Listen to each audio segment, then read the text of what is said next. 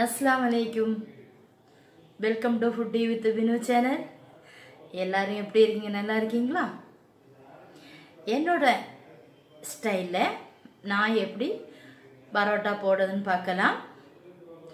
எல்லாருக்குமே பரோட்டானா ரொம்ப பிடிக்கும். அந்த பூ போல உள்ள பரோட்டா நம்ம இப்போ எப்படி போடுறதுன்னு பார்க்கலாம். அதுக்கு முன்னாடி நம்ம Foodie with Vinu சேனலை சப்ஸ்கிரைப் பண்ணிக்கடுங்க. பக்கத்தில் இருக்க பெல் ஐக்கனை கிளிக் பண்ணிக்கிடுங்க. என்னோட நம்ம சேனலை புதுசாக பார்க்குறவங்களா இருந்தால் கண்டிப்பாக சப்ஸ்கிரைப் பண்ணிக்கிடுங்க. வாங்க ஃப்ரெண்ட்ஸ், நம்ம இப்போ வந்து பரோட்டா எப்படி போடுறதுன்னு பார்க்கலாம். நம்ம வந்து சாஃப்டான இப்போ பரோட்டா எப்படி போடுறதுன்னு பார்க்கலாம். வாங்க ஃப்ரெண்ட்ஸ், பார்த்தீங்களா நல்லா சூடாக இருக்குது பாருங்கள். இந்த மாதிரி நம்ம போடலாம். இப்போ இந்த பரோட்டா குத்து விளக்கு மாவு 1/2 கிலோ பேக்கெட்டு நான் வந்து எடுத்திருக்கேன். இப்போ என்னென்ன அளவுன்னு பார்த்துடலாம். இதை ஓப்பன் பண்ணிடலாம்.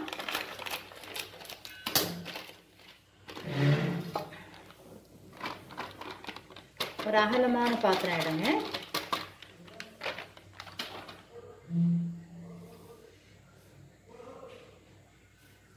டீஸ்பூனுக்கு 1/2 ஸ்பூன் சீனி எடுத்துக்கிடுங்க. நம்ம வந்து ஆப்ப சோடா அது வந்து ஒரு 1/4 டீஸ்பூன் போட்டுக்கிடுங்க. 1/2 ஸ்பூன் வந்து உப்பு போட்டுக்கிடுங்க. இருந்தால் அதை எடுத்து நல்லா மிக்ஸ் பண்ணிக்கிடுங்க. அப்போ தான் ஈவனாக வரும்.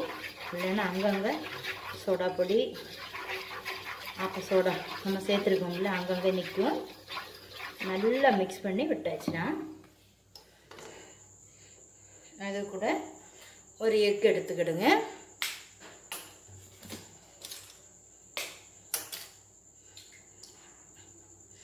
எக் விட்டாச்சு.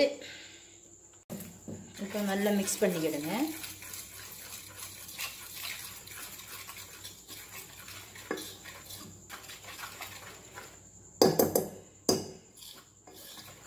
மிக்ஸ் பண்ணியாச்சு.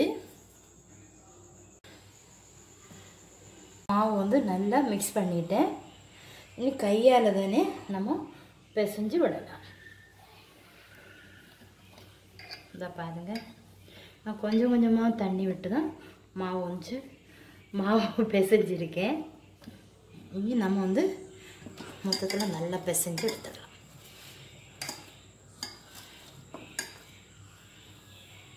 இப்போ நம்ம கவுண்டர் டாப் வந்து நல்லா க்ளீன் பண்ணிவிட்டு நம்ம இந்த கவுண்டர் டாப்பில் போட்டு மாவை வந்து நல்லா கை வச்சு தானே நல்லா அழுத்தி பிசைச்சிடும். இப்படி ஒட்டி ஒட்டி பிடிக்கும். அப்போ மாவு வந்து சாஃப்டாகவேன்னு அர்த்தம். நல்லா அழுத்தமாட்டு மாவு பிசைஞ்சு விட்டுக்கிடும். கொஞ்சம் கோகனட் ஆயில் வந்து லைட்டாக விட்டுடலாம்.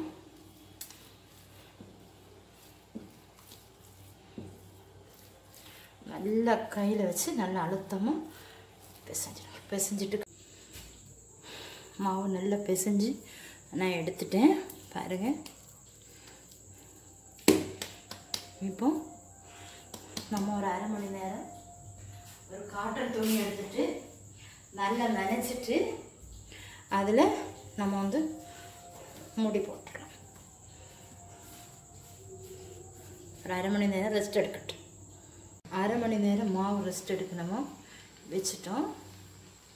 இந்த துணியை மாற்றிடலாம். ஒரு பிளேட் எடுத்துட்டு இதில் ஆயில் போட்டு தேய்ச்சி வச்சுக்கலாம். இப்போ கொஞ்சம் ஆயில் எடுத்துட்டு இதில் தொட்டுட்டு மாவு வந்து வச்சுக்கிடும்.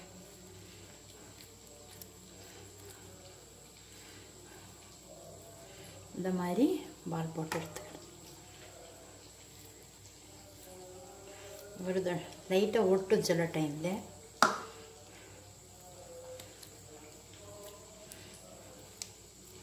இந்த விரல் வச்சு இப்படி விட்டு மாவை இப்படி பொதிச்சு எடுத்துக்கிடும். போட்டுட்டு காமிக்கிறேன். இப்போ ஒரு 10 நிமிஷம் வந்து வச்சுக்கலாம்.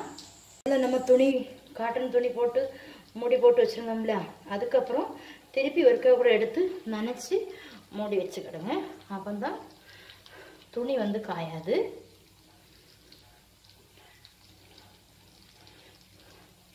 அப்போ தான் காயாமல் இருக்கும். நல்லா நனைச்சிட்டு மேலே போட்டு வைங்க.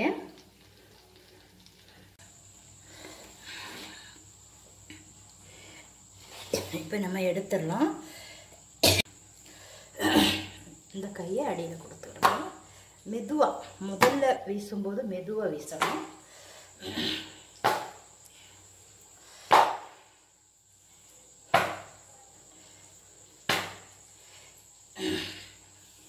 இது மேலே ஆயில் விட்டுக்கிறேங்க.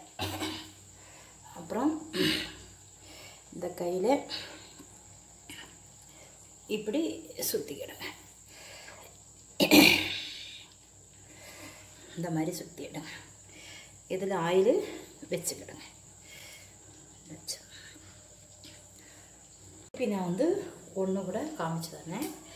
இதை எல்லாம் கையில் வச்சு இப்படி வச்சுக்கிடுங்க. இப்படி இந்த 4 விரலும் இது மேலே இருக்கணும். 4 விரல கீழே மெதுவாக இப்படி போட்டு முதல்ல எடுத்ததும் வீசியாச்சுன்னா எல்லாம் கீறி வந்துடும். பார்த்தீங்களா? லைட்டாக ஓரம் இப்படி எடுத்து விட்டுக்கிறோம். அப்புறம் இப்படி திரும்பி நல்ல வீசி வந்துடும். அதுக்கப்புறம் இந்த ஆயிலை வந்து இப்படி விட்டுக்கலாம். அப்புறம் உள்ளங்கையில்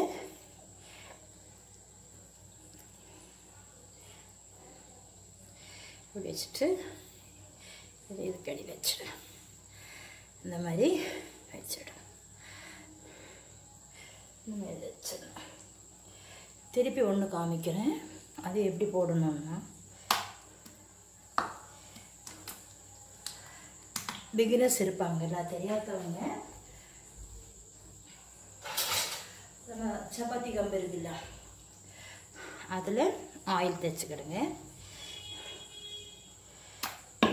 கொஞ்சம் பருத்தி விட்டுக்கிடுங்க.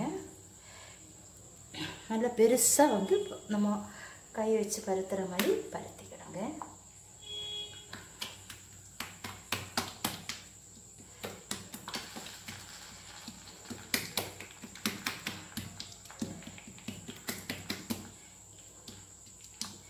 அங்கங்கே வந்து லைட்டாக இருந்துன்னா பருத்தி இப்படி விட்டுக்கிடுங்க. இன்னும் பறந்து வந்துடும்.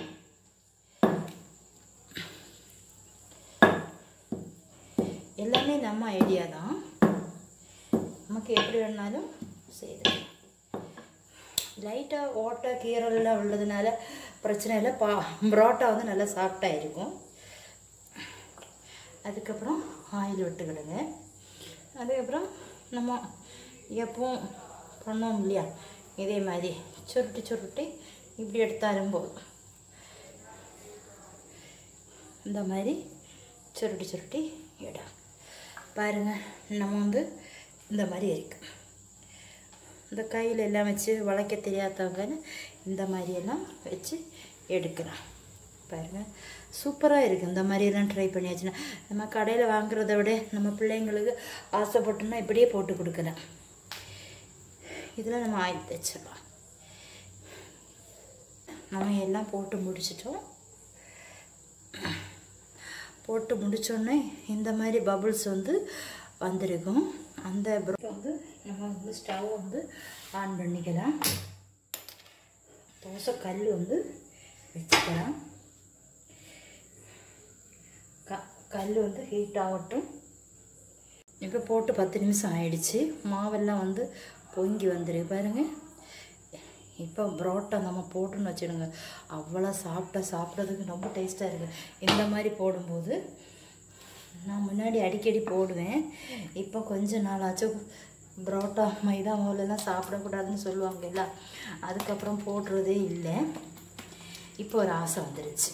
அதனால் ரொம்ப நாளாச்சு. எப்போவாச்சு நம்ம போட்டாச்சுன்னா ஒன்றும் இல்லை, பிள்ளைங்களுக்கு போட்டெல்லாம் கொடுக்கலாம்.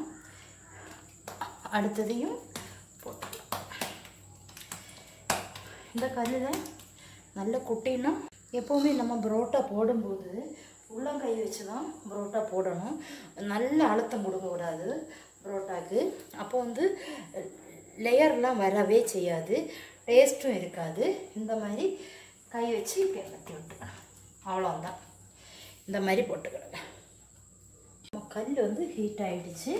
நம்ம இப்போ பரோட்டா போட்டுடலாம்.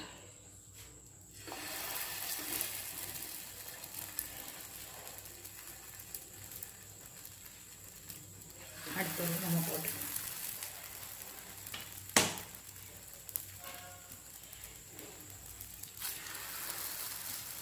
3 போட்டாச்சு.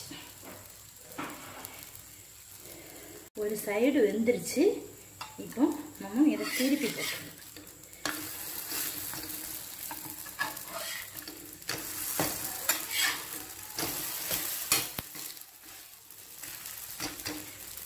நம்ம திருப்பி போட்டாச்சு. இதில் வந்து நம்ம ஆயில் விட்டுடலாம். டால்டா வந்து உருக்கி வேணால் விட்டுக்கிடுங்க, அது ரொம்ப டேஸ்ட்டாக இருக்கும். இல்லைன்னா கீ வந்து அதுவும் சேர்த்துக்கிடுங்க, அது நல்லா இருக்குது. நம்ம ஆயில் விட்டதுக்கப்புறம் ஒரு சைடு இப்படி திருப்பி வச்சிடும், அதே மாதிரி அந்த சைடும் திருப்பி வச்சிடும். இப்படி திருப்பி திருப்பி வச்சுக்கிடுங்க. மீடியமாக வச்சுக்கிடுங்க, கறியை விட்டுறாதீங்க.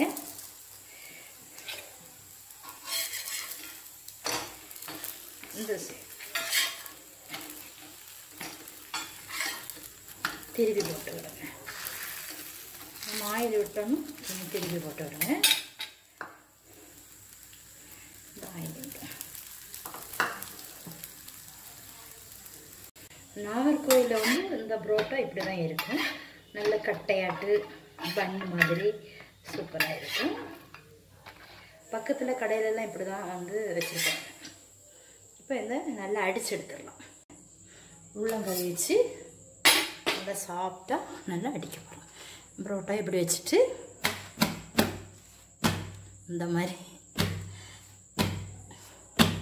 கரக்கி கரக்கி நல்லா அடிச்சுட்டு சூடாக பார்க்காதீங்க, அப்போ தான் புரோட்டா வந்து நல்லா சாஃப்டாக இருக்கும். ஓகேவா? அடிச்சுட்டு என்ன பண்ணுவாங்க, இப்படி ஒரு அடி கொடுப்பாங்க. இப்படி தான் ஹோட்டலில் மாஸ்டர் என்ன இப்படி தான் பண்ணுவாங்க. ஓகேவா? புரோட்டா சாஃப்டான புரோட்டா ரெடி ஆகிடுச்சு. இப்போ நம்ம ஹாட் பாக்ஸில் வச்சிடலாம். வச்சுட்டு இதே மாதிரி எல்லாத்தையும் நம்ம போட்டு எடுத்துக்கலாம். நான் இப்போ எல்லா புரோட்டையும் போட்டாச்சு. 1/2 கிலோ மாவுக்கு நான் வந்து 9 புரோட்டா தான் போட்டிருக்கேன். நம்ம குட்டியாக போட்டால் வந்து 10 போடலாம். நான் கொஞ்சம் மீடியமான அளவில் நான் போட்டேன் புரோட்டா. நம்ம வந்து சாஃப்டான இப்போ புரோட்டா எப்படி போடுறதுன்னு பார்க்கலாம் வாங்க ஃப்ரெண்ட்ஸ்.